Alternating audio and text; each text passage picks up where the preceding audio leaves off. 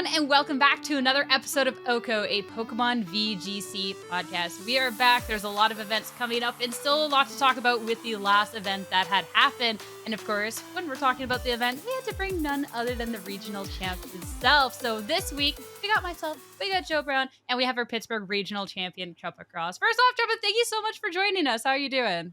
Doing good. It's a pleasure to be able to come on the podcast for the first time in 2 odd years since the Toronto win. Yeah, I was gonna say, like, you're one of you were on a long time ago. Was there? You've obviously had a lot of successes in between, but obviously, like, this is the second regional win. Was there ever a point in your run? I always like to just jokingly ask people, was there ever, like, when they win a regional, like, it's like, oh, if I win this next match, I get to talk to Joe and Sierra. Gosh, I hadn't thought about that. I mean, I guess the closest thing was kind of realizing, like, I don't know, before finals, like, oh, if I win, there's my Worlds invite. Then think about everything else that a win means. Like, it's one of those things that I don't tend to go into, like, any event bigger than, like, maybe a local really expecting to win it. So it's like whenever I'm at a major event and I think, like, oh, I have a serious chance to win this, it's always a big moment when that, like, revelation dawns on you that it could happen this time. Makes sense. And let's dive in right off of that because obviously going into the 2026 season, Pittsburgh is the first NA event that we had. And as you said, like going into event, like the first thought isn't like, oh, I can win this event. But obviously you're a very capable person of winning an event considering that you have won one before and everything else. But the first event of the season, especially when we're going back a regulation, something we've already played, feels like it's kind of just like the wild, wild west everything. So I want to know then going into the tournament, how you just felt in general, knowing that, okay, like this is the beginning of the season. We're back at a regulation that everyone knows. It's a wacky regulation because Stefan just won with Scyther like the week before, like everything kind of leading up to Pittsburgh. Yeah, it was definitely like interesting to think about like how this was a regulation that I hadn't played in a long time, but that there was also sort of like a lot of rounds, a lot of metagame development that had already occurred for the format, even if like we'd only had a couple of majors in it before Pittsburgh, like Stefan's win in Monterey that you mentioned there. There's also like a regulation that I felt pretty good about playing. I'm definitely someone that like I don't think Regulation H is the best format ever, but it is one that I like a lot. I had a good deal of success in it. Like my previous Regulation H events before this had been like top four Toronto and then several back-to-back local wins. So I felt pretty good about the format, and kind of being able to like carry forward that positive energy into Pittsburgh was definitely good. Just say like, okay, even if I haven't like played the most of this format recently, it is one that I have a lot of experience with to fall back on. Now, I'm curious to your thought on this because obviously, you and I, we were both forged through the same flames of the tri-state locals, right, back in the day, and you've been competing at a high level for well over a decade at this point. And I also played in Pittsburgh, and some, you remember back in the day, if you went to a regional, those first couple of rounds, you might have, jokingly, you might have fought some guy's in-game team and he's using his starter and all this stuff, right? And, there I was at the low tables and, like, people were playing, like, the most stock standard balanced team at 2 and 3 that you can imagine, right? It's just a different world of VGC that we live in. So I wonder what your perspective is on how the player base has evolved over the, decade plus that you've been playing the game to the point that now it's like, any round feels dangerous. It feels like any opponent you face is well more equipped than they used to be. Yeah, it definitely means like it's super hard to take any round in Pokemon for granted. Of course, that would be a bad way to look at it to begin with. You can't take any wins for granted. But at Pittsburgh, for instance, I had to play Ben Grismer round one. It's sort of like I think Ben went on to get top 32 at the event or finished pretty well. And this is obviously someone who's had a lot of deep runs before, and you see a pairing like that, just like, okay, you have to deal with this, have to win. Doesn't matter if it's harder than I'd like. And it can definitely be like that even against people whose names you're unfamiliar with. Like there's definitely people that I played in the early rounds that I don't think I'd heard of them before, and still had like very competitive sets against these people because they had learned Pokemon pretty well, even if they maybe didn't have big results to their names yet. So yeah, definitely everyone at a regional these days is going to give you a run for your money. I mean, that's fun, right? Because it makes it exciting, it makes it fun, it makes it challenging. And I mean, it was something that you had said after you had a lot of stream appearances over the Pittsburgh weekend. I think it was after your match against Lorcy because it was a more drawn out match. and you had like talked about like, okay, like that it's like kind of a lot going on, right? It's not just like a quick 50-50 and stuff. And I wanted to then talk about that and like all of that kind of going into the format where you can have these competitive sets any round. Yeah, I think that it's really fun when you just get to see like a lot of room for expression with something like that. Like let's say top four against Daniel Yu is maybe a match that's kind of on the other side of that, where it's like it's still a match that I had fun in, but there's definitely like a lot more roughly 50-50 elements going on there. And like fighting against someone like Lorcy in that set, it's more like, oh, this could totally be a set of like a format like 2015, for instance, is another format where like, maybe if we ignore the power up punch sweeps, there's going to be a lot of rooms for turns in a format like that are just going to be a bit grindy. You're going to see your Thunderbolt do 30% or something and think this is a good turn for me. I think that kind of thing could be fun. Yeah, and you talked about how you enjoy Regulation H. It might not be your favorite set ever, and this is two first tournaments post Worlds in a row that Mousehold takes the title, right? So what's the team building like? How does it feel? Team building for you here in Regulation H when you're coming up with these strategies. Like, is it you feel like you're just throwing darts at the wall trying to figure out a random Pokemon to counter the meta? Are you just trying to use comfort? Like, how do you feel team building feels in Regulation H? I think the team building feels mostly diverse. One thing I'll say about it is like, and I think this is true of a lot of formats as they become more and more developed. It's kind of hard to pull off offense in the current format. That's kind of what I'd prefer to be playing a lot of the time. Like, let's say, for this regional, if my Toronto team had been good with like Indeedee, Sneasler, Ursaluna, Blood Moon, with like Volcarona for Tailwind support, I would have loved to use a team like that. It just felt a little bit out of date. Like I felt that it would struggle a bit too much against the balanced teams that keep getting like better and better with tools like Rillaboom or Acrobatic Sneasler to shut it down. So I want to go with a team that like could play at a slightly slower pace if it had to, not rely on like total blistering speed or a Pokemon like Indeedee Male that's like when that Pokemon is out of position, it feels terrible. I wanted to have something a little bit better rounded than that, and I think the team kind of let me continue to play in some of the ways that I want to with, Choice Specs Golden Ghost Pokemon that I absolutely love, but then have a couple of those like more balancy pieces like Incin, Dragonite, Assault Fest, Blood Moon. So it's like, no, I can slow the pace down if I want to. I love that you're talking about your last team because I wanted to talk about your top four Toronto team in comparison to now. And you've already touched on a couple of the things, but I want to then question like how much time did you put like re-looking at that team going into this event? Or was it pretty quickly apparent that we were just way too far past this point to where you just didn't feel comfortable bringing this team? It was unfortunately like not that hard to see that the team wasn't going to be great. I mean, maybe that's fortunate that I didn't like waste time wandering down an empty hallway or anything. But one thing that I like to do when figuring out like kind of what's in the metagame and what's not is sort of look at things like the top cut calculator online and just say like, okay, this many people use Indeedee Sneasler. What percentage of them moved on to day two is a question that I was like asking before this event. That this is something that I recommend anyone do if they want to get a sense of like what's good in the current meta.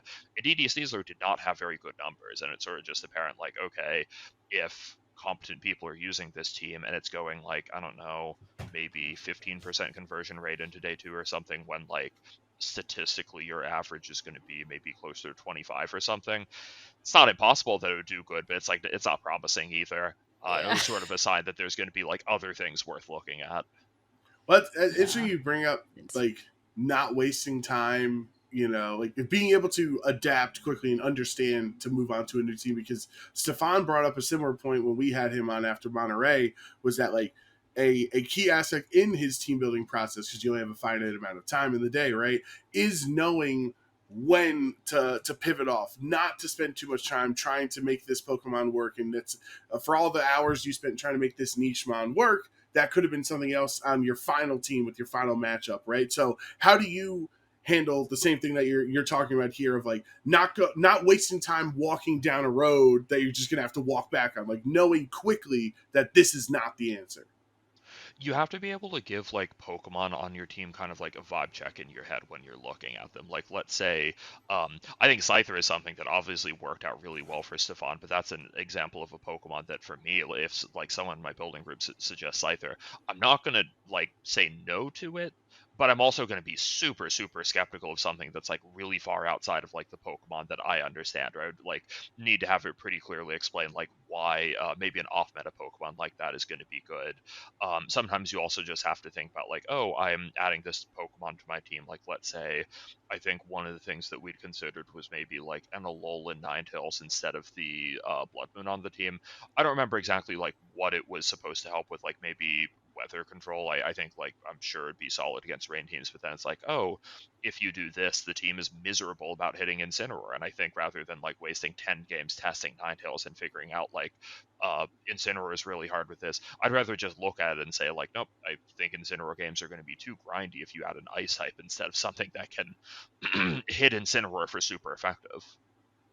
Makes sense. I like the vibe check. I like that. We did a lot of cooked or cooking over the weekend, which was a lot of fun, but I like just like the look and just like the vibe check as well. And then I want to talk about then that with the finals. Give me half a second to pull up the screen here. Make sure I have the right tabs because I have way too many open. Too many There we go. tabs.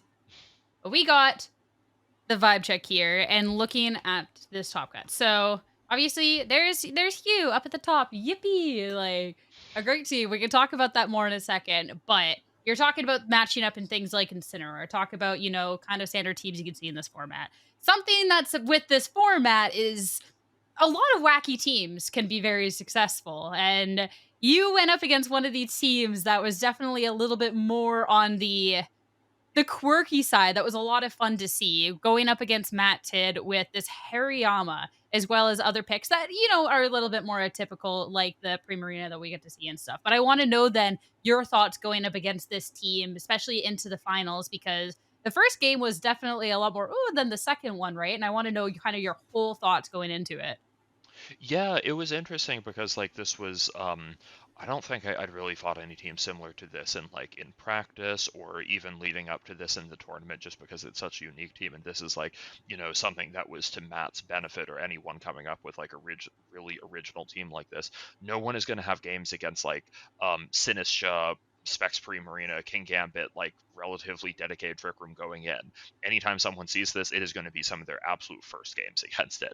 So even though I had a moment to like look at it and maybe like think about some of the different ways the way the game could play out, like let's say I think the big decision point for me was, is Matt going to try and go with like a Trick Room forward or a Tailwind forward approach? I didn't think he was going to go with the Tailwind approach, and it definitely caught me off guard that he was like kind of willing to go with that Volcarona. I forget if he'd led Volcarona and Archaludon the first game, but it's like I think that's what he'd done in the second game, and that was a strong approach for him. It just wasn't the one that I expected. So I think like in addition to this team just being unfamiliar in the first place, the fact that it can also play at like two completely different speed stats just makes it like very tough to go up against. Yeah, I think this matchup in particular, or you know, one of the things that I can see here is you do not have a grass type, and 11 of the 15 teams have a bulky grass type on the team with either Sinister, Rillaboom, or Amoonguss. Or we're not counting the two Whimsicots because they're not really, you know, they're not there for defensive purposes like Sinister would be, right? And so I think that's one of the things you were talking about earlier on about how this format is a lot harder to play offensively because of how strong defense feels right now. And I think, you know, what is the result? Why do you think that these bulky teams, or you know, especially these grass types, are so prevalent right now? Let's say, I mean, I think like maybe drawing on my own experience as someone without a grass type is when you don't have one, rain is going to get a lot harder. You're not going to have like a really dedicated check to something like a Basket Legion, which is otherwise going to be an absolutely terrifying Pokemon of those rain teams. Basket Legion is a terrifying Pokemon on my team too, but it's more because of the ghost coverage. But even then, if you have something like a Rillaboom, Basket Legion doesn't want to get hit by a Grassy Glide if it can help it. I think the grass types just have an awful lot to offer in the format. Like, let's say, I think Indeedee male and Indeedee female are both pretty good. So as soon as you have a Rillaboom on your team, you're shutting down some of those more offensive strategies. Like, you know, it's not like Rillaboom is going to beat an Indeedee team 100% of the time, but it's essentially always going to be a really powerful player. If you have Rillaboom and you see your opponent has Indeedee, Rillaboom should probably have pretty close to a 100% bring rate because it's doing that much for you. So the Ah, grass types just like enable an awful lot of different things and really help keep these teams together. That makes a lot of sense. And then I want to talk about the fact you're talking about like okay, I don't appreciate this grassy glide and like these things can be difficult for you. I was trying to find a picture of yeah, okay. Because the way we got to see the bracket kind of shake out here, you're talking about rain and how there could be some pinpoints here, and we got to see you play up against Daniel. On the other side of the bracket was the exact same team with Dylan piloting it, who then gets knocked out. Was it a team that, even though you had beaten Daniel, was kind of like ooh, I really kind of would not prefer to go up against it? Or are you glad to see that he was knocked out? Like, I want to know Oh how your no, thoughts on no, the I bracket. was definitely like, gosh, I guess I hadn't actually thought about that too much, like what fighting Dylan would be like as opposed to Daniel. Oh no, and the reason I hadn't thought about it too much was because I went up against Daniel after that set had already finished. So it's sort of like I knew, okay, if I win this, I'm up against Matt Tidd, and not like, okay, even if I fight Daniel, I'm gonna have to fight Dylan again. It's kind of what happened to me in Portland 2024, the last time I was in finals, where it's like, okay, I beat Colin using like Raging Bull, Choice Band Dragonite in top four, and then I have to fight Alex Underhill using the same thing in finals, and sort of like have to fight someone who has like all that experience in the matchup, who's just been able to watch it on stream. It can be kind of tough to bridge that against someone who's had like a bit of time for that matchup to marinate. Um, yeah, fighting the Rain team is definitely pretty scary. Like I had beaten Daniel in Swiss as well, but it's definitely a matchup that I could see going either way. I think the way the leads played out against Daniel, or rather the turn one, it's just I have to be so on point with my Golden Go targeting. If I like mess it up and do something like a Shadow Ball into an Ursaluna or an Incineroar switch in, it's going to be incredibly costly for me if I, let's say, like lose Golden Go for no good reason. The Rain team is like very, very scary.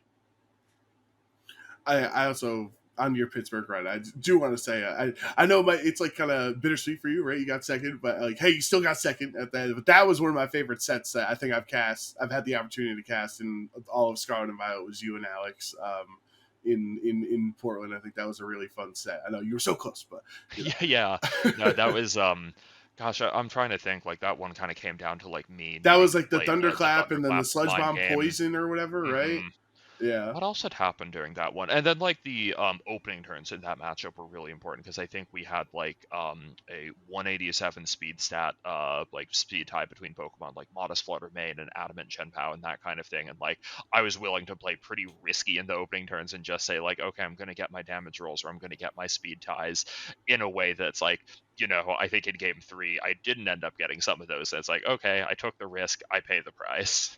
And I do want to ask on this top cut here, you face Lorcy in top eight, right? What were you talk about the vibes? What were the vibes like at the table on stage there? You've known Lorcy for a very long time. Two great players there from the same region, right? So like was it more comfortable because you guys have known each other for so long, or did that make it more nerve wracking that it was like another friend, local regional player that could knock you out? We both definitely had like game faces on. It was Lorcy's someone that I've had like a lot of fun playing against in the past. So I was like excited for it. But yeah, definitely both of us like focused our hardest on winning and not making tons of not reminiscing about the past over and over again. Yeah. Yeah, that was definitely like a pretty fun game as well. I was kind of lucky to have had a chance to like essentially warm up against a similar team when I fought Jeremy Coate a little bit earlier in the event with the same like Frankfurt winning team, and it was a matchup that I was pretty happy with. So in terms of like top eight pairings, even if Lorcy's a really talented player, it was a team matchup that I was like relatively confident in. That makes sense. And I feel like a lot of things going for this run, it just seemed to like it seemed to work out really well for you. Because there was one thing in particular that you had mentioned after your win against Lorcy when Evan was interviewing you. I wanted to talk about. He had mentioned that he's interviewed you after your Toronto 24 win. And I want to know your thought on superstitions. That is something that we've talked about on OHKO a bit. Like Justin Tang, like day two or winning an event after coming on, to then asking if he can come on again before Worlds or something, or like little superstitions like that, or like players will be like, "Oh, I hope you don't pull me because you're like you guys will cast or curse me and stuff." I want to know your thought on superstitions and stuff. You see Evan in the lounge, you talk to him after top eight, and you're like, "Wait a second, like he's going to be casting he's going to be Evan interviewed had after brought I it up win." when we were chatting a little bit before the event. Like I think he pointed it out as just someone playing the event. I don't tend to think too much about like, oh, who's the host for a given event. Like it hadn't necessarily registered to me that Evan was the host at Toronto. Then he pointed out like, oh yeah, wouldn't it be funny if you like won this event? Because the last time, yeah, like you were saying about Toronto, I'm not a very superstitious person, but I do find coincidences funny. I do think about these things a lot. I think if anything, like one thing that I always like kind of like to reminisce on after an event that goes well is just like the couple days leading up to the event and the things where I'm saying like, oh, if I win this event, it would be great to have worlds already, and then not like seriously expecting that to happen, and then it does, and I can look back at it and laugh. So what I think we need to happen, Sierra, I think Evan needs to co-host Worlds with Anna next year. That's what I'm hearing. Yo, then Chuppa World Champion? Just saying. Congrats! Get another title? You gotta make it happen. All right, well, we'll ask Pokemon really nicely. Yeah. But that was something you talked about in your interview too, was the titles. So you're talking about the World's invite you got, and I'll circle back around to that in a second. But you had already had a regional title. Now you have your second one. You specifically mentioned it was on your way to 4 titles, 4 regional titles. I want to know, was that just like, is lucky number 4? Is it just your lucky number? Was it just an arbitrary? Did you just think I this have it puts in me my above name. others? It's got to be my lucky Yeah, number. It's What else Chuppa is gonna Cross be? IV. Oh yeah, I'm actually, bro. Okay, just never mind me. Yeah, never mind. Yeah. Are you that going to was- retire yeah. when you get 4 titles? You say, listen, There's- Probably not. get If a I get fifth. to 4, I'm doing something right, and I might as well keep doing it. Do you have to change a the good point. name if you get a 5th? Like, Don't know about that. I gotta say a little to 4.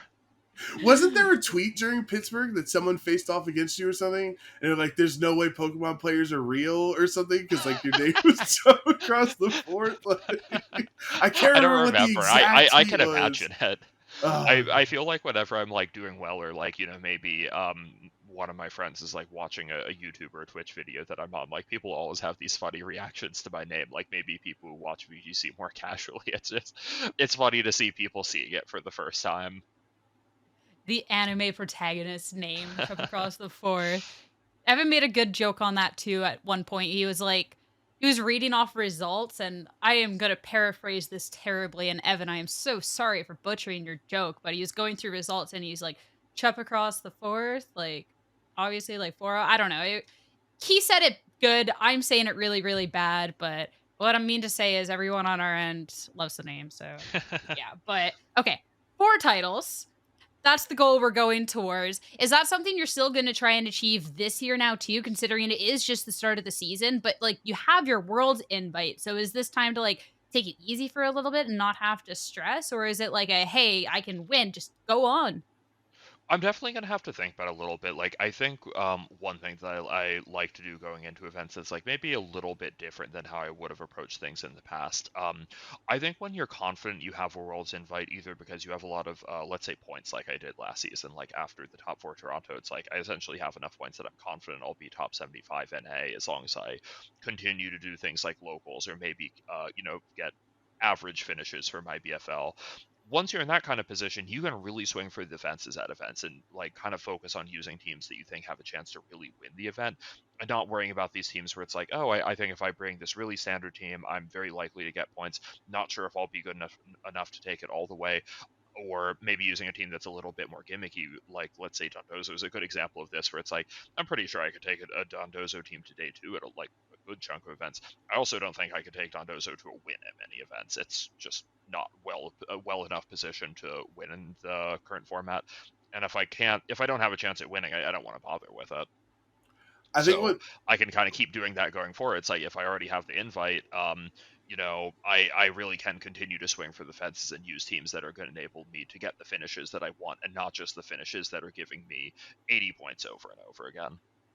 So I agree with you, and I think you're in a unique perspective, and I think, or position, I should say, at the same with Stefan or say Justin or Joe or you know, Al, like many of our great coaches in VGC, right? That like you have your invite. You don't have to play. Like you don't need to if you don't want to, but you're somewhat incentivized to because it's keeping your fates out there. You're still making income from getting top 8 at regionals and stuff. And the more you win, the more people are gonna have quote unquote validity towards your coaching, right? Which can give you more students there, right? So I think that's what's so interesting to me when you get this invite is like do you determine just like off of vibes? Did you say like, no, I don't want to fly out to the West Coast, so I won't go to that one? Where before, if you didn't have your invite, you would fly out. Like now, do you try to coast and try to, just have the fun regionals, quote unquote, that you want to go to and skip the ones with tougher travel, or maybe miss an IC that you would have planned to go to otherwise? Or like, do you still stay locked into the grind all season because of that coaching element?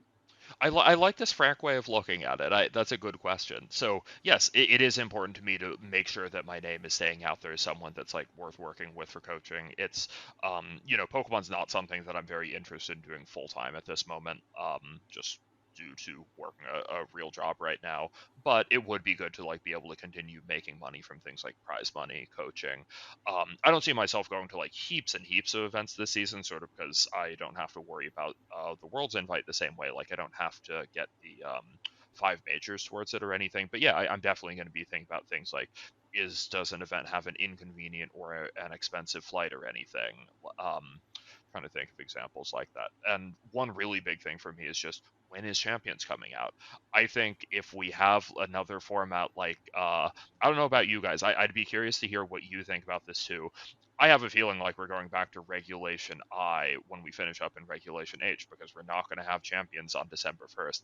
I'm not that jazzed about more Regulation I. Like, it's an okay format. I did well at Worlds, but like, am I going to travel to Seattle or to London to play Regulation I? Pretty iffy. That's fair. Yeah, I'm so curious because I feel like even before this regulation was announced, there's just so much conversations because the fact that we don't know when Champions is coming out, it's just 2026 is just, I don't know, that's so weird. They can decide to continue this regulation for like one more month of play. If Champions comes out early, they could just say, nope, even no matter when it comes out, maybe it doesn't come out until before Worlds and like the whole season is just played. Like, I don't know. That's just so weird. So I kind of feel like it has to be Regulation I. That it would be my greatest guess. And that makes it hard for me to get very excited for winter events. Like I was saying, I think Regulation I is like not the worst format ever, but it is toxic in some ways that I don't think Regulation H is. I'd like to elaborate on that. I don't mean this to turn into a Regulation I hate rant, but oh my god, that format is just, there's so many games that are decided turn 1, and I think that is ridiculous for some of these games that are just deciding like Worlds invites or thousands of dollars in prize money. I don't want the game to be like, are you doing knockoff on Calyrex Ghost that just doesn't decide to use its Tera? You're telling me you don't want to be in the dead of winter in Toronto in like negative 15 degrees with all those Calyrex ice straws outside making it so cold, Oh my god. Yeah, and Toronto's not even one of those events where, like, let's say Milwaukee was my worst finish this last year. I go 3-3. Okay, I drop. I go to a museum. I get a cup of coffee. I walk back to the venue. Then I get dinner later. Weather's fine. It's, not the most exciting thing to do. I'd rather be winning at Pokemon, but I can live with it. If you go 3-3 drop in Toronto, what the hell are you doing? You don't want to go outside. Yeah. Toronto's awesome. There's so much. It's just, why is it always It's just like, cold. I'm not going anywhere. One thing that I'll throw in about Toronto is like, my finishes at Toronto have been a win, and then a third place that was pretty close to being a win. It's a city that, like, I don't know. I don't believe in superstition, but I do believe in storylines. I'm writing a pretty good story in Toronto already, so we'll have to see if I keep that up or not. That's definitely one of those events where it's like, even if it's going to be cold, even if it's Regulation I, you might see me there anyway. And I do like Toronto a lot as a city. At least, we love Toronto. For anyone who's planning to go to Toronto and 3-3 drop, there's really good food. Like some good food on a cold day. Everything's the aquarium. The aquarium. Jazz cool. night at the Free aquarium. even adds up to 6. What? The 6. The 6. Sierra's not locked in. Oh my goodness. Yeah, everything this episode's just right over. Chuppa Cross IV, the 6. His numbers are not Sierra's friend today. We gotta send you back to math class, Sierra. No, I was good at math at one point, I swear. You wouldn't believe me now, but I swear. But oh man. All right, where was I at? Because I had a question that I wanted to ask, and now okay. World's invite. Because that is something you're talking about too, and talking about getting the world invite, especially if it's Regulation I next, maybe not something you're not too jazzed about. As well, like Champions is like as much as I'm excited for it. I can't speak for you guys, but I'm assuming you're also excited for it. It is a really relatively unknown right now in terms of what the format's going to be. Obviously, people have different skill levels in different formats, so like whether like you're gonna be a regional winner in that format, or if it's something that you might take use time to get used to. So like I want to talk then about you getting the world's invite and then rest of the season's good in comparison to maybe some of the stress with so much of the unknown for the rest of the season if you weren't able to secure it this weekend.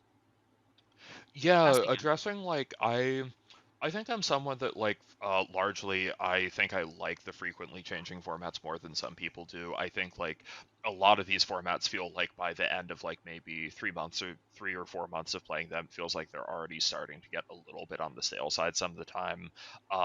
And then we move on to a new format.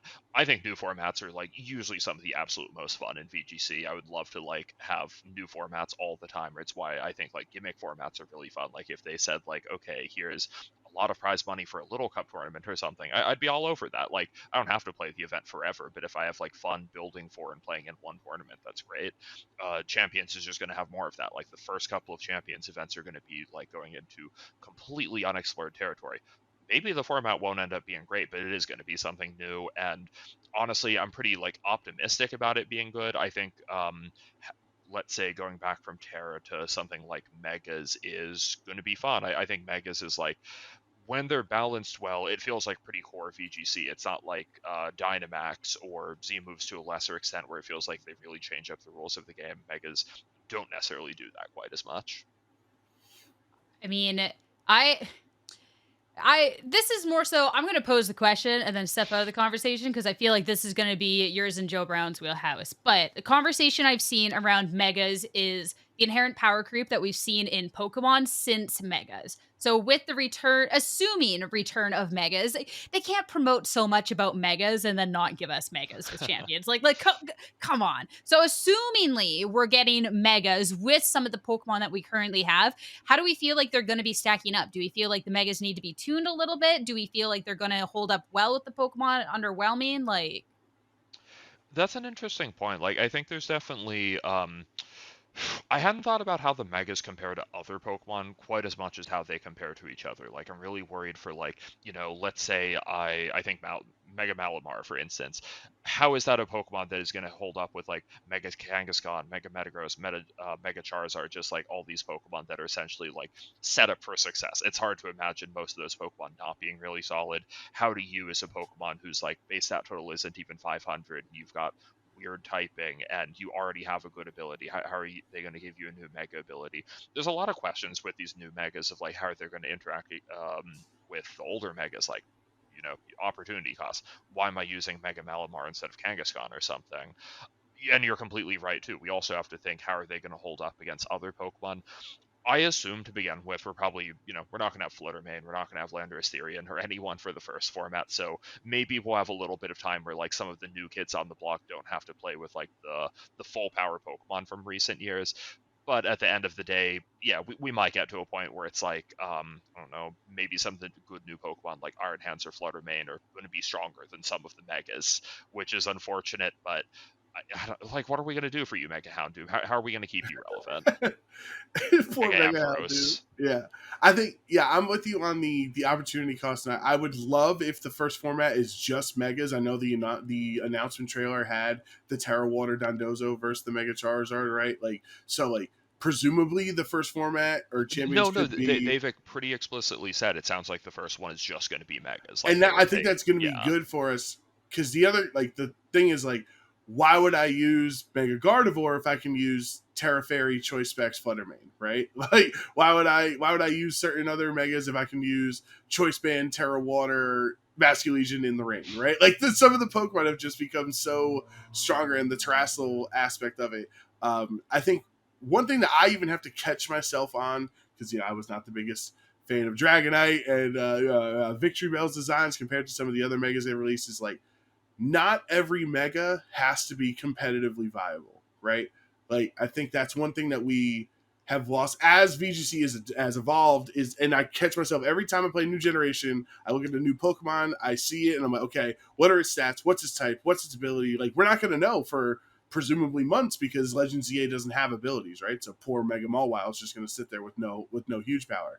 So like, we're not going to know Mega Greninja's ability. We're not going to know Mega Victory Bell's ability for a long time until it comes out in Champions. And I think so returning some of that whimsy back to Pokemon of like just having a cool Pokemon with a cool ability with its Mega Evolution like will be good for us. And like, it's fun watching someone try to win a Premier Challenge with Mega Metacham. You know what I mean? Or Well, how Mega else are we going to get Mega Altaria. Metacham on VGC stats? Right, exactly. And I think what's nice about, even if Dynamax is better, and even if Z-Moves is better, even if Terastallizing is better or whatever, because you can have access to a Mega on your team, you're still going to put one, even if it's just Mega Metagross. So I'm confident, I'm optimistic at least in the future of our game with Mega Evolution, because I love it so much, and I do think there will be more than 5 viable Megas. So you just have to actually try to make it work. Yeah, I wonder if like in things like data mines for the game, like are we going to be able to learn things like, I have no idea how stats work in ZA or how they worked in something like Legends Arceus, but like maybe there's going to be a way for like us to know some of those details about Pokemon beforehand. I kind of hope so. It would be like really funny to have things like, oh, you've got all these new Pokemon. I kind of essentially just have the designs, the typing, maybe a couple hints about the move pool, and that be kind of it. That would be funny. I would be on the edge of my seat though. I think, because I don't know if they're not in the game, if it wouldn't be code in the game, but I would imagine when they allow home access and home transfer, like, I feel like they're just not going to have a blank ability, right? Yeah, Like, yeah. I feel surely. like these Pokemon are like gonna come with a lot of those details, and I have a feeling like it won't be especially long before we start to learn about some of them. That's actually really exciting. Like as someone that I just don't see the gameplay of Legends EA like really jiving with me. The fact that I have like something else to look forward to in the game beyond just like the mega designs, I can start to wonder like, oh, who might be good in VGC? That's exciting for me. I am ultimately a competitive player. I'm like I appreciate your perspective on it, Joe. I think there's like definitely things to look forward to in terms of design or like what's going to be maybe fun for things like Premier Challenge. But I do want to start thinking about like, oh, who I wonder who could be good for events. I'm not going to start team building with Yeah. any of these Pokemon yet, but I can start to wonder. I think You heard it here first. Chuppa Cross hates Whimsy. We hate to and see it. listen, Twitter it's something is that always I telling am. me I hate Whimsy. No one loves Whimsy more than me. I am ultimately in Chuppa's camp here. I'm saying this is something I have to be better at too. You know what I mean? Like I've thought like, like not every Mega Evolution has to have the exact 100 BST edition completely optimized. Like, yeah, does it suck that Garchomp got a lot of special attack you didn't need? Sure. But like they're like, this is Altaria is like not good because it's like jack of all trade, master of none. Yeah, but it's also cool that it has the same stat in every stat, right? Like the same number in every stat. Like I've thought of like so many years I've thought of different Mega Evolutions we could have, like just like thematic purposes. Like I would love this is if Pokemon ever hired me, I would make Mega Machamp, and I would take the 4 arms and turn it into 2. And he would have and he has no guard, right? So he's like more evolved. He's not going to miss. But if people want everything to be broken, he's gonna have unseen fists. He's gonna have Urshifu's ability. Because now he's honed in. He's gonna break through the protect. So it's like, what do you want? Do you want competitive viability? Because Unseen Fist Mega Machamp might go pretty hard. Or do you want some thematic purpose with it? I do think Pokemon has been like kind of knocking it out of the park is like maybe a stretch. I don't want to give it like all the way to them. I'm not going to give them the A+ just yet because then they won't think they have to keep improving. But I think they have been doing pretty good with like designing new Pokemon to like succeed and do interesting things in a competitive environment. There's a couple misses or a couple like we have 20 different Pokemon that feel like they have the same stat spread as like Tinglu, Dondozo, Iron Hands, where it's like it's a physically bulky, physically attacker with a low speed stat and a high HP stat. Yeah. What I'm getting at here is that I think Megas are set up to do relatively well just because it's a lot of extra stats and a powerful ability. You only get to use one per team. Megas are something where it's sort of just like it's designing a mega is very different than designing like Wooloo or something that you're going to find on route one of the game. They're Pokemon that in some ways are set up for success. I think that's cool. Yeah, and then my last thought on this is that we have not experienced a Mega Evolution format with dynamic speed. So people always talk about like, oh, it was just Kangaskhan, it was just Salamence setting up Tailwind and all that. It's like, yeah, but that's because Mega Swampert had to click Protect and wait until he evolved, right? Until they changed it, which is still not, it's not as good as what dynamic speed is now, like what we had in Gen 7. So I do think there are avenues for prior Mega Evolutions to potentially succeed more now with dynamic speed that we've not really thought of those interactions yet. Yeah, definitely something that's exciting to think about. Like some of those big power punchers that now get the immediate Tailwind boost and can now have 160 attack and immediately have double speed.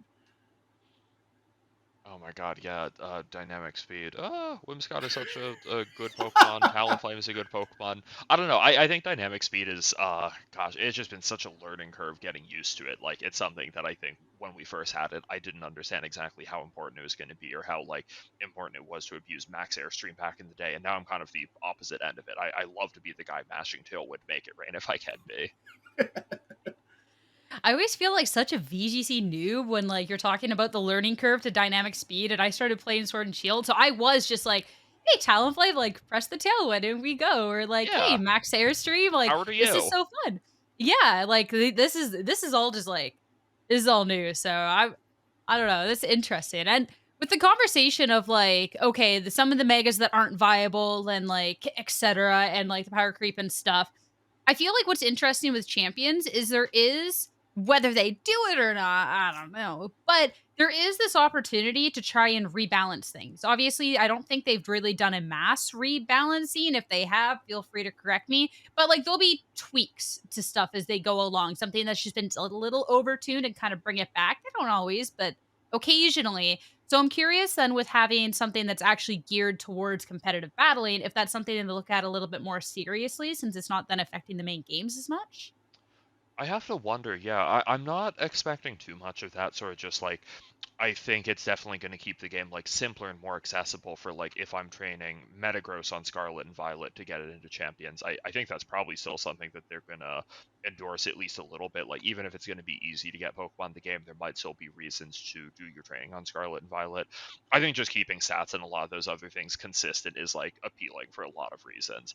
I think it would be really interesting to see stuff like that though. I think it would be cool to see them like maybe play with move pools a little bit. Like, let's say an example of this that's really easy to put out there is Mega Alakazam a Pokemon we should give Expanding Force to? I think the answer is Ooh. probably not. Is it going to get it? I wouldn't be shocked. Like, would I be giving it to it? No, but I think we might have to prepare for that unless we're going to see a little bit more like kind of fine tuning, like you're describing. Should we be scared of Mega Alakazam with expanding force? Is this like I like think so. He's got big of a what, like scare? 150s. He's got like kind of Yeah, it's like Calumet a crazy Shadow high special offensive attack. stats. Yeah, Mega Alakazam is not a slouch. and he's super fast too. Yeah, but Hold Incineroar. on. What ability does Mega Alakazam have? Is it like Trace or something? It has no, yeah, it doesn't have no ability, isn't it? Isn't it Trace? Huh. Doesn't he just take what you have, right? Am I crazy? I'll look it up. I'm Pretty sure. Yeah. Look this up. I'm I'm looking it up. curious. I've been thinking about this Pokemon as if it doesn't even have an ability, and it's still. Well, because yeah, I mean, if it is Trace, I want to. Yeah, it is Trace. So, Dude, what if you start sealing like Intimidate? Then you're in. Oh, and you can't knock off his item. He's beating Incineroar easily. and he get Terra Fairy, you know.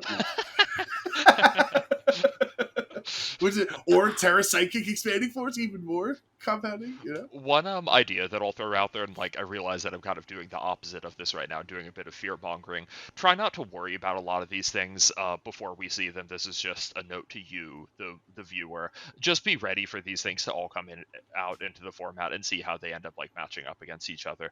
I think Pokemon is a game that actually tends to be like self-balancing really well. It's not like we have I don't know what to compare it to, like imagine a game where there's just like one or two meta characters that dominate the whole game. That's just not really how Pokemon tends to work. There's going to be Pokemon that are on top a lot of the time, but generally, like, there's so many tools in the game to decide like how you're going to respond to these Pokemon that I think it tends to even out relatively well. So even if there's something that seems really strong, wait to see if it's even in the game. Wait to see how people and you figure out ways to respond to it.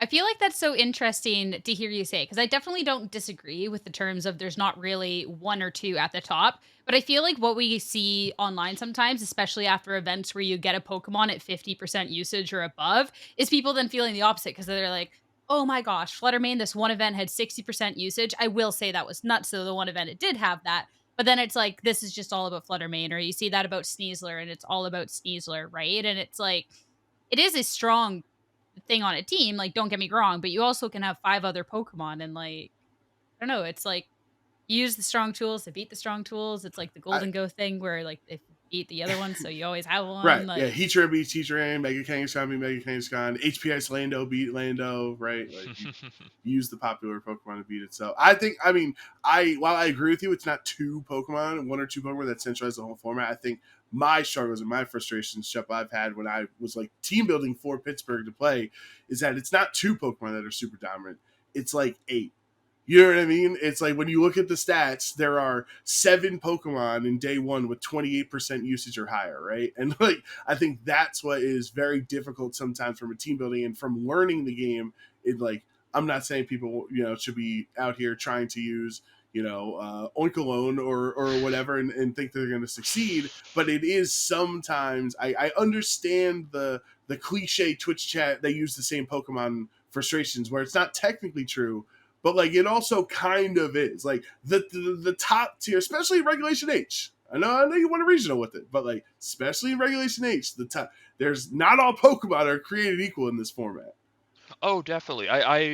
I wish we had formats where things were probably a little bit more spread out than they are right now. This is another like reason that I like early format because like let's say before people have like really optimized how to play it, you're just going to see a lot more diversity. Like let's say if we were to pull up like Baltimore usage stats from last year, people did not realize Sneasler was like a great Pokemon in the format at Baltimore. Like the people using it were wildly ahead of the metagame at that tournament.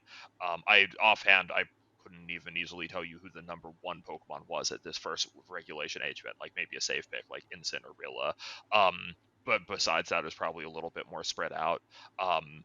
Yeah, I'm trying to think about how to put this. Like, there are going to be like top Pokemon a lot of the time. Maybe one thing to be said about Megas coming back is that Megas are going to make it a little bit harder for there to be like, let's say, a really safe group of Pokemon like Incin, Rilla, Sneasler, Golden Goat that you can splash onto every team. Maybe those would be good on, let's say, like a Mega Kangaskhan team, for instance. But on the other hand, would I be using those Pokemon like a Mega Charizard or a Mega Gengar team? Maybe not.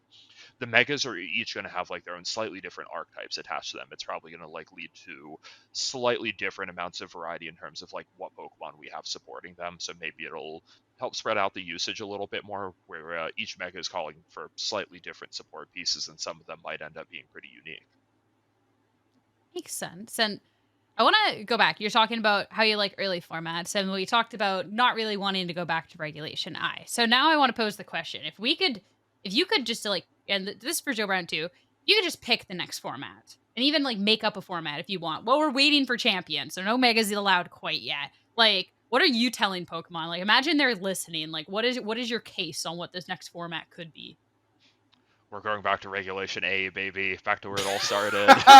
Says the Dondozo player. Yeah. Yeah. Oh my God. Yeah. Just Regulation A is a huge problem. It is like probably a little bit too good for that format. It's going to be one of these cases of like if people were to play more Regulation A, it's kind of a cold war between like teams that are just stacking tons of Dozo counterplay and then Dozo, which is like probably has tools to respond to some of that counterplay. I think Regulation A is a pretty cool format. It's like it's probably one of those things where it's like no, maybe after like 3 or 4 months of it, it could get tiring. But I think it's sad that we never got to like explore it a little bit more. I think it's cool that you had people like what was it? James Evans did really well with Titan at the first event. You just had a lot of these like kind of off meta Pokemon doing relatively well just because the power level of that format is so low that you can use some of these like more niche picks, or something like Nosferatu, which is just like a strong like a glass cannon that will work in a format like that, and maybe not too many others. It just like let us shine with a lot of Pokemon that we haven't seen as much since then. I think for me, I think Regulation F is the closest we have in like traditional sense to a national dex format, right? Like the 2015, 2018 style format with because you have both DLCs, you have sub legendaries, right? Like Landers and stuff, but you don't have the restricted Pokemon legal. So I don't know if there's a twist you could make to Regulation F to make it more interesting, or what other Pokemon were not included, let's say, that we could include to it. But I do think I've really enjoyed Regulation F. So if it were up to me, I would do either E or F. We're not going to do E because then you can't use Raging Bolt and you can't use the second DLC. But yeah, I would say probably Regulation F for me. I wouldn't be like completely shocked if we were to go back to Regulation F. I don't know how excited I'd be for it, like just because, gosh, Regulation F by the end of that format, it felt like people had really kind of come and solved it. And I think that's not like so interesting when every match is just like Raging Bolt, double fake out mirrors. It personally just like not my favorite style of Pokemon. It's definitely one of those cases where it's like on paper the format sounds fine, but like then you end up looking at some of these tournament results and it's like, oh, there's some really centralizing cores here that are 50% very, usage very Lando difficult to I play. at Yeah. San Antonio. Yeah. What I about you, think Sierra? I think Regulation C. I thinking back, I always get the regulate. There's been too many regulations now. I'm getting them mixed up. But Yeah, C C is was Treasures of Ruin. Yeah. So that's what we yeah. played at NAIC 2023. Yeah, and I still think that should have been Worlds 2023. I feel like we got robbed by not having it for Worlds. I don't know.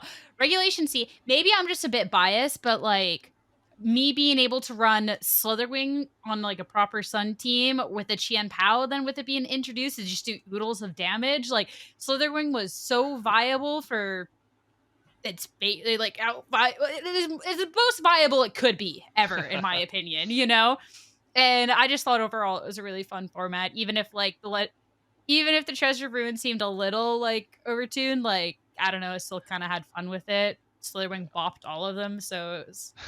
Aw. Yeah, I'm a really big Regulation C fan. I was having like so much fun with the teams that I was using like later in that format. I think you can run a lot of different teams in it. Like you have what people call like the New Balance team with like Ting-Lu, Fluttermane, Iron Hands, and stuff. It's like sure, it might be the most popular team in the format, but it's not like it's clearly head and shoulders above other teams. Like it's well represented.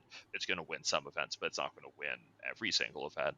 I think Regulation C is definitely an event that I could see us going back to, and like people still learning new things about how to play that format. We're bringing Fissure back, baby. Ah, I do another Pokemon by the Chuppa we didn't even think about with Mega Charizard Y. Sun, the Sun archetype is significantly better now than it was in Gen 6, right? So I think that's another aspect where you put Charizard Y and Fluttermane and Slitherwing for Sierra all and Jump Pluff all on the same team, and it's gonna be impressive. Hisui and Lilligan as well, you know. yeah. Oh my God, dynamic speed is going to be good for some of those like I power fill told guys, you, bro. especially. Yeah. Uh, it'll be interesting to see for sure.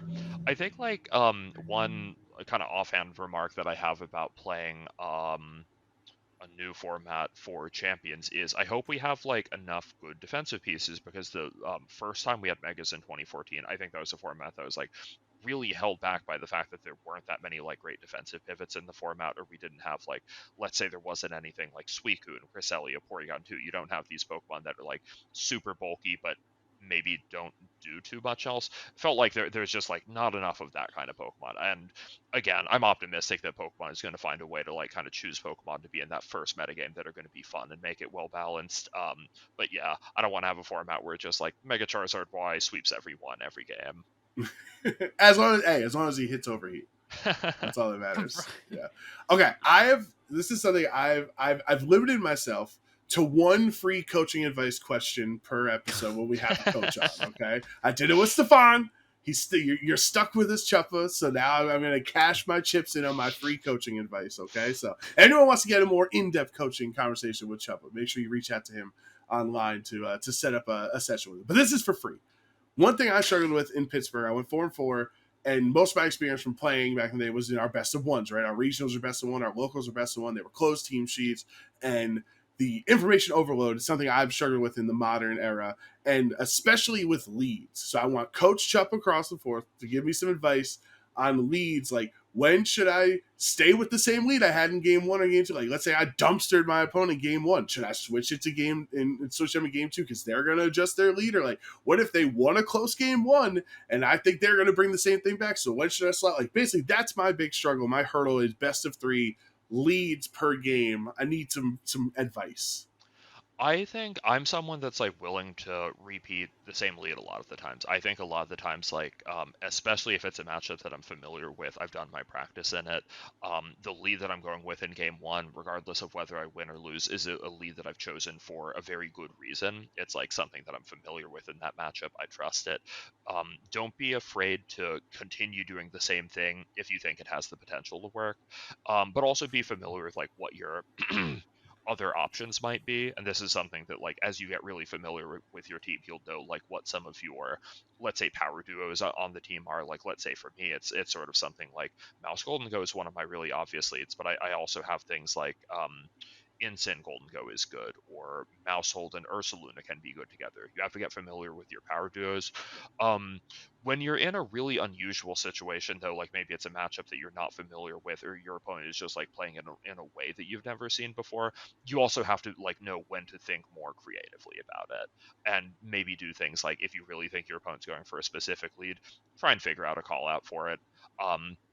I think one general piece of coaching advice that I'd give to most people is, if you think your opponent is doing something particular and you're really confident in it, you have to be like willing to call it out. You shouldn't be saying in your head, I think my opponent is going to like protect this slot, and then attacking into it anyway because it's a safe play. That's going to like waste a ton of your resources and just not win you games. Yeah, I mean that definitely happened. There was I played the Ophemezi, the whole crew, the one team that got top 8 with the Giga Impact, Dragonite, and Mousehold and everything. I played that and I got dumpstered, but I just completely destroyed. And there was a turn that I was like, I know the way I can win this game where I'm so far behind is if I predict him to Terra Fairy the Mousehold and I go for Dire Claw. And I was like, that's the only way I think I can come back. And then I was just like, but it's safer if I think he's not going to click it. And then I close combat into the Fairy type Mousehold, right? So like those are the thing, like things like that you're saying really make a lot of sense. Joe Brown trying to get free coaching all the time. I Saving apologize for it. I know it sounds like it's a pattern for you, Joe. This is so underhanded. I'm saving money. So I thought you were so upstanding. Hey. Joe's like, if I ask like one question, get 5 minutes of coaching out of each person for free by like 2 months, I'll have a free You're session. gonna build like a Frankenstein, like you're gonna become the Frankenstein good player. It's like, okay, Justin, tell me what to do here. Stefan, tell me what to do here. Chuppa, tell me what to do here. You're gonna have all the best habits of all these different top players, and then come to win Toronto or whatever your next event is. There we go. See? That shout out list would go like the It'd be very long to all of my coaches. Yeah. All right. I feel there is, as the time that we're recording this, there is the grand challenge that is happening that I have to start getting ready for. Question, Chuppa, now that you are free from having to go for the World's Invite, are you still playing the grand challenge? No, I'm doing something else with my weekend. I didn't play in the first grand challenge, even when, the points would have been meaningful to me. Oh my god, I think that I don't enjoy best of one Pokemon very much. And on one hand, I was like happy to see that the grand challenges were giving out fewer points, but oh my god, they give out so many fewer points to the point of being kind of pointless. If I had to go for a World's Invite the normal way, I was considering trying to do it without even getting grand challenge points. And I think for, I'm privileged enough to be able to say that that's something that I think I would be able to accomplish. If you're going for a World's Invite and you don't think you're going to get like top cuts at regionals, maybe keep playing in those grand challenges. I don't enjoy them, and I feel lucky to be able to skip them. Maybe you'll see me in Champions ones, but I'd be shocked if you saw me playing any ones on Scarlet and Violet. I was shocked at the point reductions. I played about 6 or 7 games in the first Grand Challenge. That's about how many I play any Grand Challenge time. And I think it was like from 33rd to 64th, it was like 3 points or something that you got. Like it was, it'd be really funny to see at the end of the year, looking at the leaderboard, like considering how close the margins were this year for invites, if like that would change anything. But like, I can't get top 64, and if I did, 3 points isn't good for me anyways. I think of like choosing to play in like, let's say regionals are kind of an event where like, I don't know, you know how much time you're putting aside for it, but you know that you have to travel there and spend money to do that. So I'm thinking more about like for things like locals and global challenges, thinking about things like how much time am I putting into this, or for maybe something like locals, how much is it going to cost me to travel to an event, for how many points I'm going to get. And a lot of the time, like let's say there's a sometimes we have premier challenges that are a little like north of New York City, upstate. Do I want to spend my whole day going to a premier challenge to get 15 points if I win?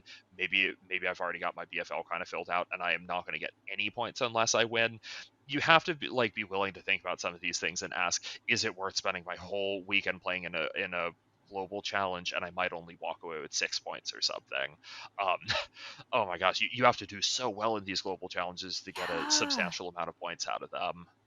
Yeah, like it's crazy. Like I don't know. Like it's tough because on the one hand, like more opportunities to earn points at home is nice, but then also the Grand Challenge, like I enjoy the first game until some really silly best of one cheese comes out and wrecks me, and then I don't enjoy it anymore. But like I have fun until then. But like it's just I don't know. I don't know what the solution is, but having them for too many points for players felt bad. Having them for too Hmm. little points feels bad. And Oh, like yeah, I think last year they were giving out kind of too many points. I don't think grand challenges should be like quite as influential to the season as they are. It's like I want to reward people for being good at this format, but it's also like this isn't what we're playing at major events. It's not like we're gonna have like articles or anything like really featuring the people that won the global challenge or anything. It's like ultimately not the focus of the season. So should you get like 500 points for winning 3 global challenges in a row? I don't really know. Um, yeah, but then, like, if I think there's there's no a points attached, middle then, ground to like, you find. can't do stuff at home. Like, yeah, it's weird. I don't know. Turns But out there's nuance to this situation, you know? Who'd have thunk? Darn that nuance. Darn nuance. Like every but Pokemon said, should we have more regions? Should we have this? Should we they be more CP? Let's CP. More players at Worlds, less players. There's a nuance to it. oh goodness. Well, I am not playing, but I am going to be, for anyone who is watching, you have missed day 1 of the Grand Challenge broadcast, but doing a unofficial broadcast for anyone who wants to tune in and watch. So, following some journeys of people that are playing. Chuppa will not be one of them. He is free from that life. But we have other players that are trying to get points, trying to prove what for anything else if you want to come tune in. But Oh, wait, so you'll be doing a broadcast of these people? Like someone else will be playing and you'll be offering yeah, like commentary over it or something? Oh yeah. my gosh, wait, that's lovely. I So like watching we'll be in people's chat. Me grand and Chuppa, we challenge. got this. I like to watch people's grand challenge streams a lot. It kind of takes me back to like, again, Joe, this is something that you might remember when you'd like, I don't know, log on to like Twitch or YouTube in the evening and you have like Cybertron or someone streaming. Oh I yeah. love when people are just like kind of making low stakes Pokemon content, but it's good enough players that you're still going to learn a lot from it. I don't think we have quite enough of that nowadays. I think a lot of the people like really getting high up on like Battle Spot and Showdown and stuff are sort of just like they're keeping their secrets close to their chest, or it's I don't know, maybe people are using like more teams for fun rather than serious teams. I think in the global challenge you kind of get this like old school Pokemon content creation where it's just like you're using good teams and you're trying to win and you're streaming it to your friends and you're having a good time. It's hardcore VGC. It's what it That is. is It's like, you know, like when Nuzlocke is like a hardcore version of a regular playthrough. Like the global challenge is hardcore VGC.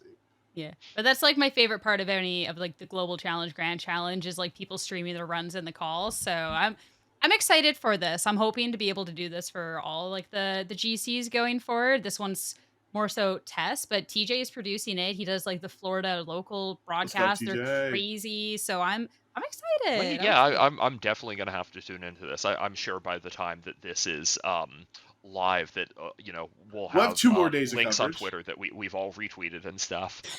Yeah, I can say that I'm really looking forward to this.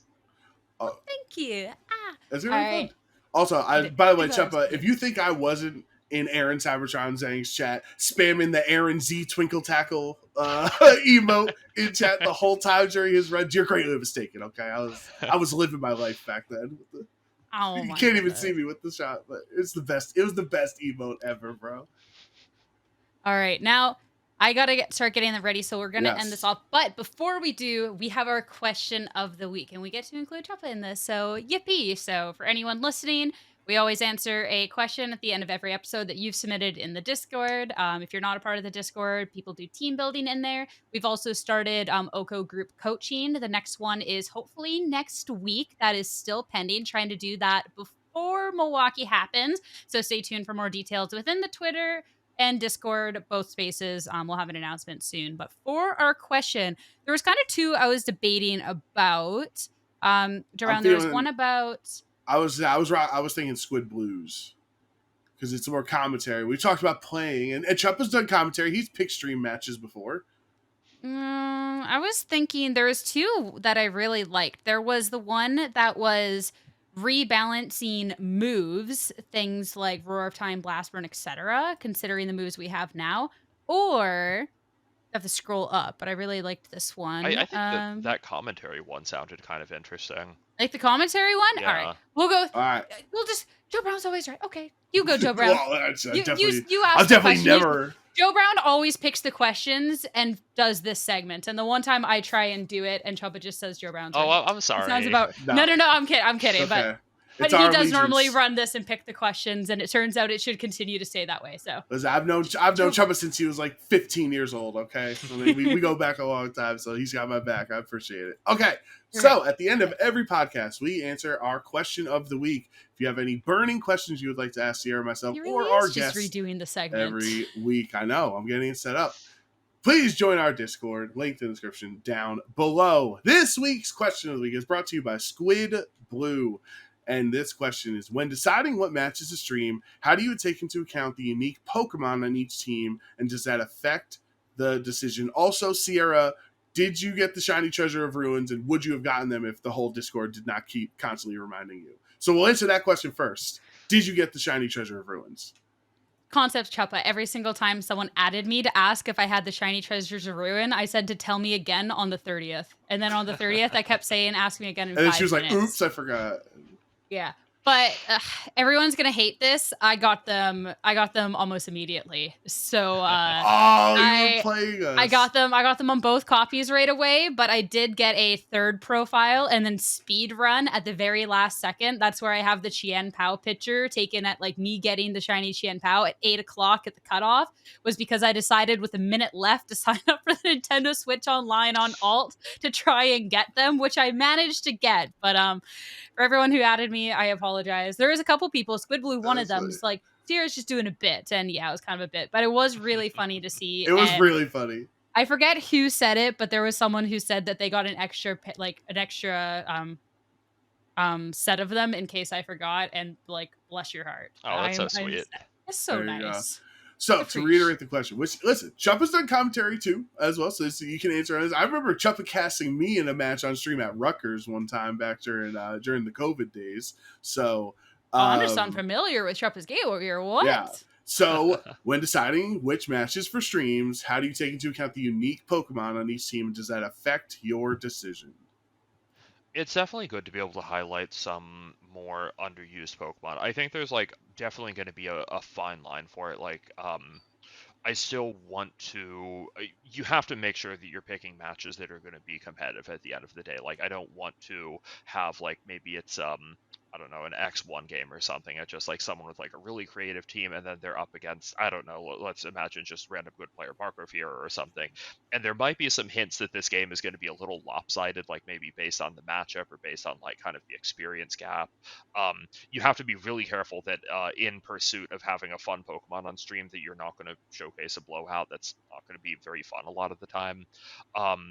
But yeah, I think finding that balance between, like, I don't know, maybe a matchup between two players that have like lots of stories to tell, maybe they'll continue to have a story to tell over that event, and a matchup that's maybe decided by like, oh, these are players that we haven't seen before using Pokemon that we haven't seen before. Maybe an example of something that would work really well is if we have like an established player using a Pokemon that's like not so well known. And of course, I know that it some people might not like that we have like the same players on stream a lot of the time. But in this case, like maybe we've got Stefan or someone, and I see that he's using a Scyther, and I'm like picking out matchups for stream. I know that someone like this probably has their Scyther for a really good reason, and I will have to hope that it comes in this matchup. But at worst, I choose a good player who's going to put on a good show, and there's a Scyther that sits on the bench the whole time. I can live with that. Would love to hear what you guys have to say. Yeah, I think definitely like you calling out like the Pokemon sitting on the bench. I think that's one of the biggest things to kind of be aware of going into the match. Cause like if it's, let's pull this unique Pokemon and we don't see the unique Pokemon, so it's just a standard match of Pokemon, then maybe we have bypassed what could have been a better pairing in pursuit of a Pokemon that didn't really make an appearance, right? So it's like all about the balance. So I think going through, there's like the scan over of players and kind of seeing those matchups. So if it's like something we've already seen and it's maybe not a matchup that the names are so crazy we have to, then that's when we can go into, okay, what are then some of the unique picks that are actually have a really solid chance here? I think one that really stuck out to me from Pittsburgh was Nicholas Donnelly. We've gotten to see him on broadcast. We know he's a really strong player. And William Brown, Billy, is someone who we hadn't ever seen on broadcast, but he had a lot of really good results last year and was someone that frankly, we maybe should have seen, who was then piloting Greninja. So then when we saw that matchup, it is, okay, we've showcased this one player before and we know he's good. And even though we haven't showcased this player, we know he's good because he has all these results and he has the unique Pokemon. So then it's like ooh, this is a safe one to get, right? But like this was a community choice, Blake Silver versus Eric Bartlett. Still a great series, and I'm glad we got to have it on. But like the Quackleval, I don't think we saw it in game one, if I'm recalling that correctly. And then it was like, oh no, the unique Pokemon, where is it, right? And that's happened in the past, right? So it's all like so glad we got that matchup, but it's all that the balancing act. Yeah, I guess I hadn't thought about that, like, kind of risk of, like, choosing a match based on its Pokemon, then it doesn't show up for one reason or another. Like, when you're ever looking at the team sheets, you ask yourself, like, okay, I see Quackleval, and ask yourself, is this a matchup that you think that Pokemon is going to come to? Like, I don't know, you see a Frostlass on a team sheet, but then it's like the opponent has a Sun team. I assume Frostlass is sitting on the bench. Yeah, exactly. Yeah, or even like Stefan was saying, like using that same example, he had multiple unique Pokemon, so then Scyther did make its way to the match, but like the Sylveon, for example, that was used in his finals match, there was like some phone recordings going around. He had said it really hadn't made an appearance any other time. So if the match was pulled for a Sylveon, for example, it didn't come to majority of his matches. It came to the one and it did its thing well, but so, and a lot of the time too, like we aren't afforded the luxury of being able to look at the matchups, which kind of hurts as well. I know how busy 15 it can be back seconds. there, and like how the information isn't always going to like move around quite as smoothly as you'd like it to. Like the last time that I commentated a regional, I think I was running into this where just like you really do not get to have that much information or even that much time between like choosing a match and you have to begin commentating it. Yeah, you have to, oftentimes you have to go with your gut. Like, do you think this is going to be a fun match? And like, there's always the second guess if somebody gets 2-0'd really quick and you fought your heart and soul for that match and they get 2-0'd, you're like, man, I'm so embarrassed. But I think Sierra expressed it perfectly. Like, there's, in my head because I'm always scouring when we're looking at the sheets for the interesting Pokemon like Greninja, right, or something else. And I think if there is a random mon on a team, they kind of quote unquote have to earn getting on stream, right? Like you don't pull the Eviolite I don't know, Torracat team at 2-0. But if that team is 5-0, maybe there's something there, right? So like Michael Zhang with Rhyperior and like other, say William Brown with Greninja, like like these are good players that are piloting. Ben Griswold doing some silly stuff, right? Like they're good players, are going to be good on camera or on stream, have good gameplay, and offering an additional unique thing. Like one thing we tried a lot when we were with the restricted formats, right? So is like we want to show other restrictions. We don't want to see CSR Zamazenta every single time. But if we have a Ho-Oh that we want to see and the other guy has Kyogre and Raging Volt and like all these anti-Ho-Oh Pokemon, you're like, I don't know if we can pull this match because one, it doesn't seem like a good matchup in general for the team, and two, the Ho-Oh, who's the reason we're pulling it, might not even come in that in that Oh matchup. my God, Ho-Oh turned up at Worlds. Like Yeah, I'm pretty sure I got Top Cut, and I'm pretty sure the Ho-Oh finished higher in Top Cut than I did. That's so yeah, and funny. that's why it's always the crapshoot, right? Because like you could sit here and say, like we've had conversations back and forth backstage, like, no, it's gonna be a bad matchup. No, he's gonna get destroyed. No, it's gonna be a 2-0. And then the person wins, and we just know because we heard it through stream or through seeing the pairings, like, oh wow, the guy that we said was gonna get destroyed 2-0 won his set. Could you imagine how cool that would have looked on stream, right? To see the guy in a bad matchup winning the match, right? So there's never really a correct answer, and I feel like we're always second guessing ourselves, but that's why we try to have people like earn the right to use a silly mon on stream, like Alberto with Clef Key or something like that, right? Oh, Klefki. Oh, Klefki. Yeah, I think that's says it well.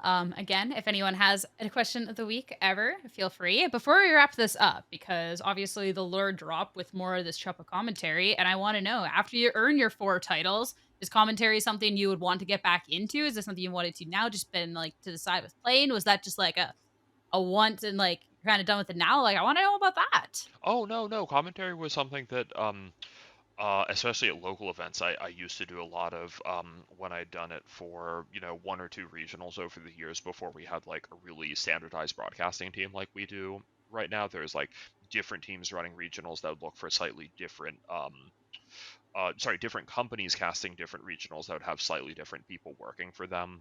So I've done a bit of that in the past. Yeah, commentary is something that I enjoy a lot, and I think it's something that this is something that Joe had referenced a little bit, but we don't have like huge events here in like New York City anymore.